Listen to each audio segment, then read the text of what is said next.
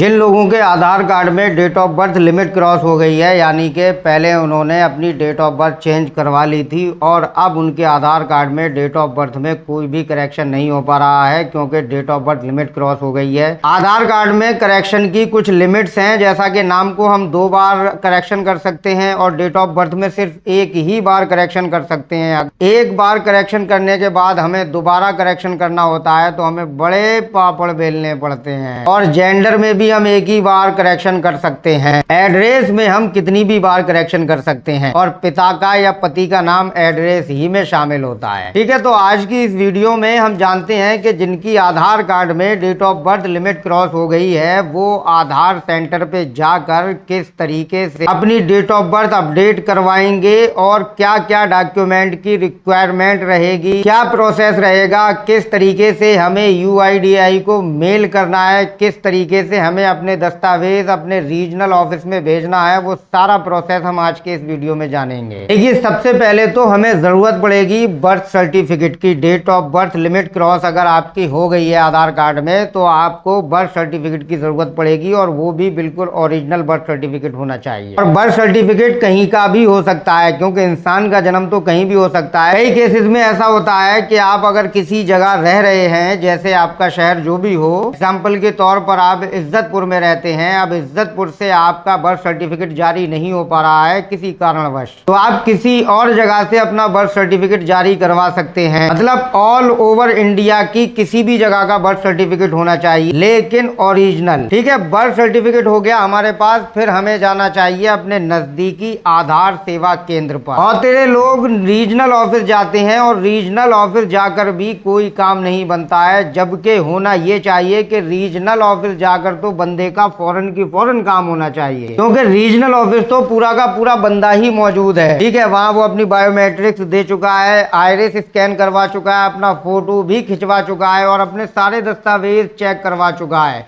Original birth certificate भी उसके पास है, ओरिजिनल आधार कार्ड भी उसके पास है, उसके पास 10th की मार्कशीट भी है, सारे दस्तावेज आपने चेक कर लिए, फिर भी उसकी आधार रिक्वेस्ट को रिजेक्ट कर दिया जाता है। आखिर ऐसा क्यों किया जाता है? जबकि होना तो ये चाहिए जब सारी चीजें आपने देख ली तो भाई चुपचाप उसका 2-4 मिनट में जो भी समय लगे आपको प्रोसेसिंग में, या 24 घंटे में, या 48 घंटे में, या 72 घंटे में उसका अपडेट कर दो भैया। उसमें फिर काहे आप उसका रिजेक्शन करते हो? तो लोग रीजनल ऑफिस से भी वापस आ जाते हैं, उनका वहां भी कोई काम नहीं बनता है। इसलिए मेरी राय ये है कि आप रीजनल ऑफिस बिल्कुल ना जाइए, बल्कि आप अपने नजदीकी आधार सेवा केंद्र पर जाइए।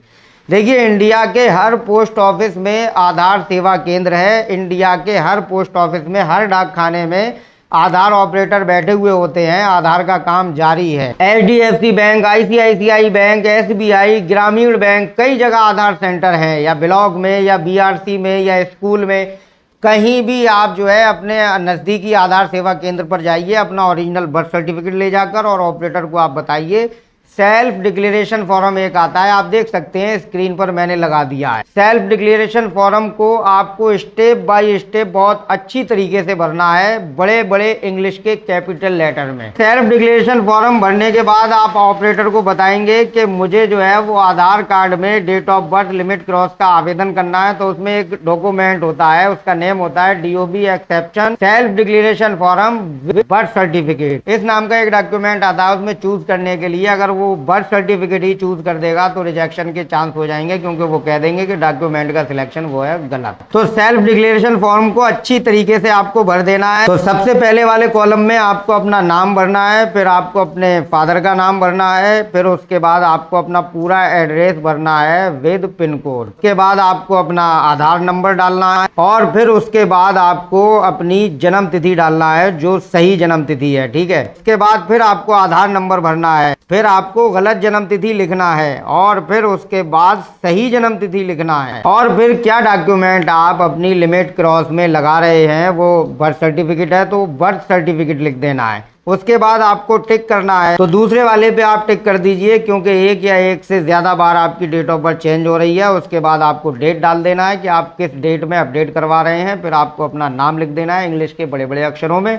और फिर नाम के नीचे आपको अपने सिग्नेचर कर देना है। इस तरीके से आपको अपनी डीओबी लिमिट क्रॉस ऑपरेटर के यहाँ अपडेट करानी है। फिर वहां से एक इनरोलमेंट स्लिप निकलेगी, उसे लेके और सेल्फ डिक्लेरेशन फॉर्म को लेके आपको अपने घर पे आ जाना है। अब असली कार्यक्रम शुरू होगा। घर पे आने के बाद आपको सबसे पहले अपना सेल्फ डिक्लेरेशन फॉर्म स्कैन करना है। किसी भी स्कैनर में आप स्कैन कर सकते हैं, HD क्वालिटी में स्कैनिंग होनी चाहिए और बिल्कुल कलर्ड। उसके बाद आपको आधार अपडेट इनरोलमेंट स्लिप को जो है वो स्कैन करना है। फिर उसके बाद आपको अपना ओरिजिनल बर्थ सर्टिफिकेट स्कैन करना है। उसके बाद आपके पास अगर 10th की मार्कशीट है और उसमें भी वही डीओबी है जो आपको अपने आधार कार्ड में करवानी है, तो 10th की मार्कशीट भी आप स्कैन कर लीजिए। जितने ज्यादा दस्तावेज आपके पास होंगे उतनी ही जल्दी आपका केस सॉल्व हो जाएगा।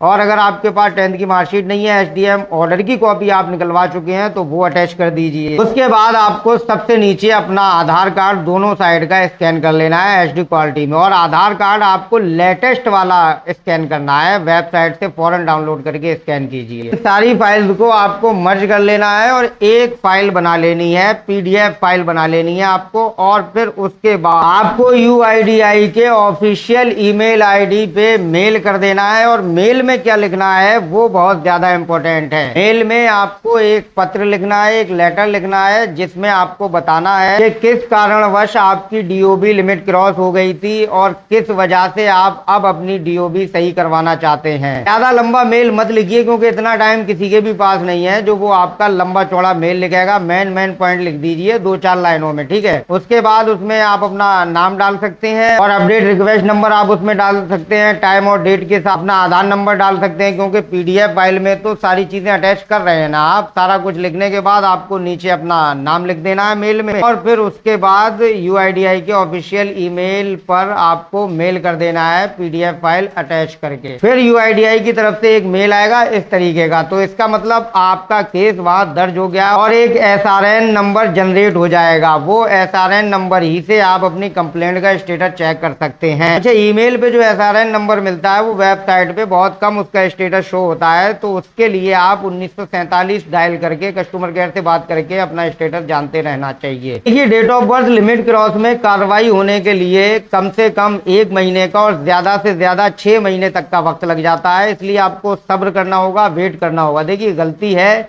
तो फिर उस गलती को सुधारने के लिए वक्त तो लगता है ना। अभी कोई मकान है, अगर आप उसे गिरा देंगे तो गिराने में टाइम नहीं लगेगा।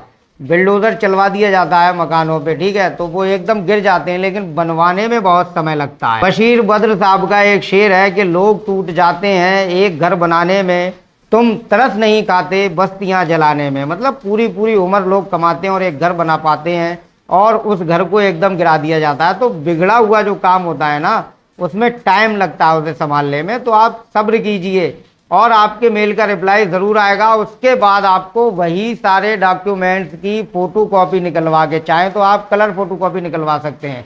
कलर फ़ोटो कॉपी आप निकलवा लेंगे तो और बढ़िया रहेगा, क्योंकि जो बर्थ सर्टिफिकेट पे QR कोड होता है ना, वो आसानी के साथ स्कैन हो जाएगा और आसानी के साथ UIDAI वाले उसे चेक कर सकते हैं।